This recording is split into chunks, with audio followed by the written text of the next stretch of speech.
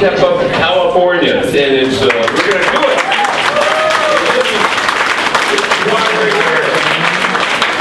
It's so great to see everyone. I mean, ready to get going and to participate and do some simulations, and we're all going to understand what it really means to be in poverty. We all should experience it in our lives so we know exactly, especially people who have to make decisions and policy decisions related to people who are in need. And the only way to understand it is to walk in those shoes. So it's wonderful for me to be here. I'm Jerry Hill, a member of the Assembly, the 19th Assembly District. And I wanted to introduce, well, before I do, let me just say a few words, and then as Connie mentioned, she does have a little time to be here. And it is so true. I mean, what you're going to do today is really experience poverty. When we're in budget hearings, when we're talking about issues that are related to California, related to funding, related to money, it's all about $20 million here, $1 billion there, $500 million here. But you look at that, and when you cut $100 million from a program, all you see is the $100 million. You don't see or understand the faces, the feelings, the challenges, the stress, the turmoil, the depression, and everything that goes with those cuts. We don't face that every day. We don't see that every day. So this is an opportunity for all of us to experience that and understand exactly what it's about and what we do when we make those policy decisions. So thank you for participating. We're going to participate. We have staff members who are going to participate, and it's just great to be here. And I'm joined by colleagues and the honorary chair of Step Up California campaign and principal author of ACR 110, and Connie can talk to us about that in a second, is the great Assembly member, Connie Conway, who is the chair. Connie.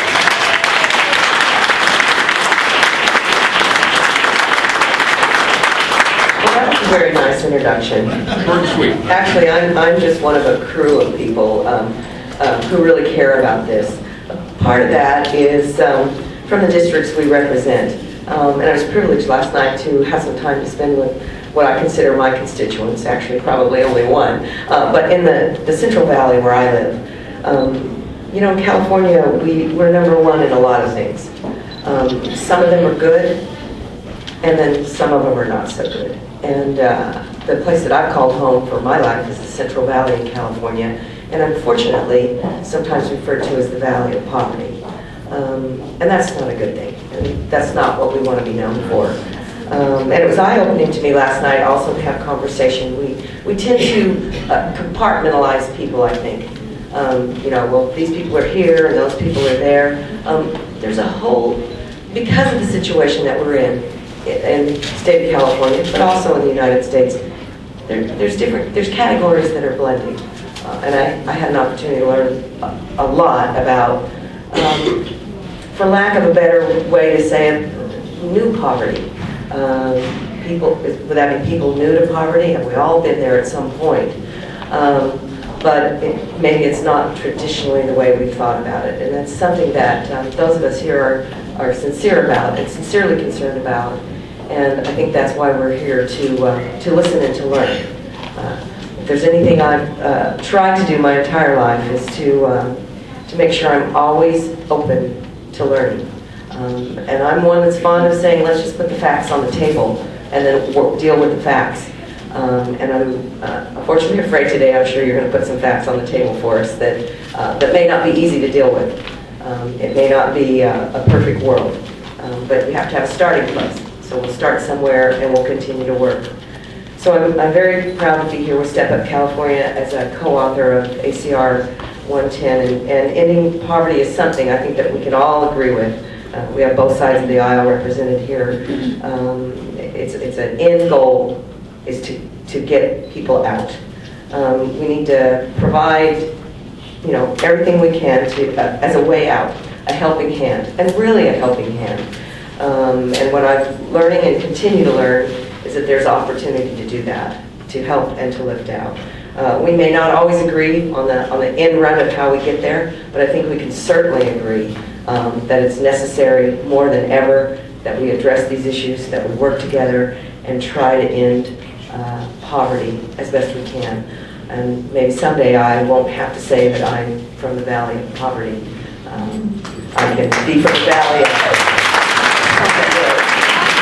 Thank you. Thank you, Connie, and it is wonderful and you're right, hopefully the Valley will not be Valley of Poverty. It is a bipartisan effort. I'm honored to co-chair the event as well with Connie, and the other co-chair is Assemblyman Jim Beall, a person who has been there at the forefront and a strong supporter of the issues that are important to all of us in California. Jim. Thank you.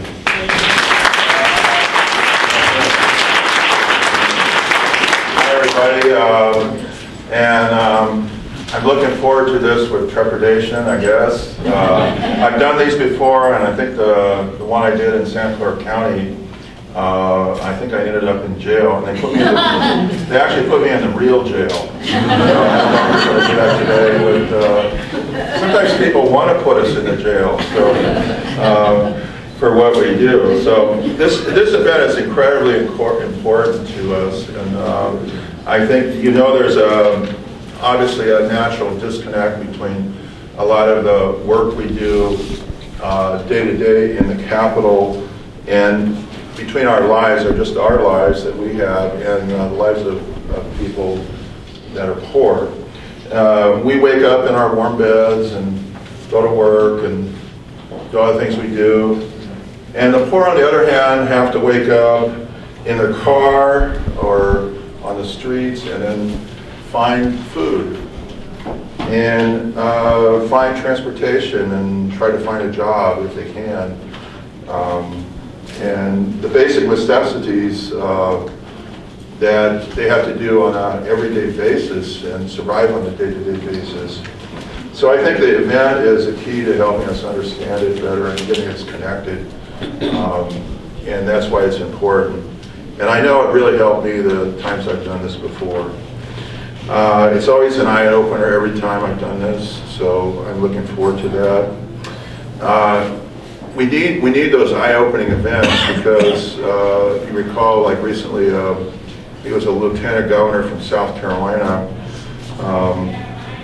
made some remarks that were very disparaging and stigmatizing of people that were in poverty, and I think that's one of the reasons why we should be connected, because we should really take upon ourselves to refrain from doing that.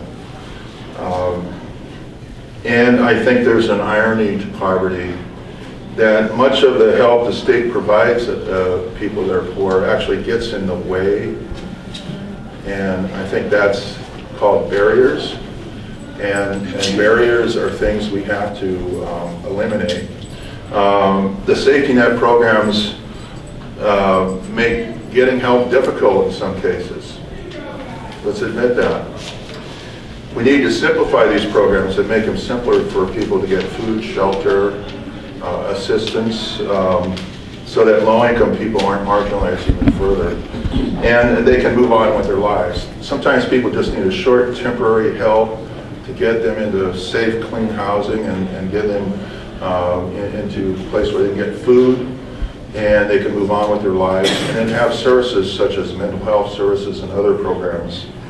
There are millions of families today in California that were middle class just a few minutes ago, and now all of a sudden they're in poverty, and now find themselves on things like food stamps and desperately trying to find housing to get a roof over their heads. So I think the reality can happen real quick to a lot of people that never had a problem in their lives, and then all of a sudden, boom, they're out in the streets. Personally, it happened to me when I was 14. Our house burned down, and my 12 people in my family, my nine brothers and sisters and my parents, we lost our house, became homeless. We had a very traumatic experience. We went to our church and prayed and discussed in the church what we were going to do. And we tried to figure out a plan for our family. And it took a while, but we finally got back into a place to live after a few months and settled down and moved on in our lives. But the experience was a very traumatic experience for me and made me committed to work in area homeless and poverty. And ever since I was 14, I've been doing that. So thank you for your attention to this. And reality strikes the hardest blow for poverty. And thank you for doing this demolition. Thank you.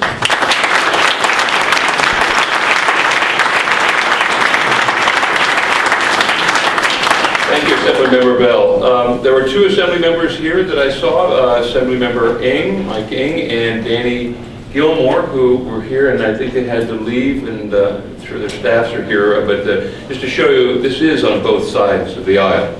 This issue is not a partisan issue. It's everyone's issue. And now I'd like to introduce a great Assemblyman, Anthony Adams.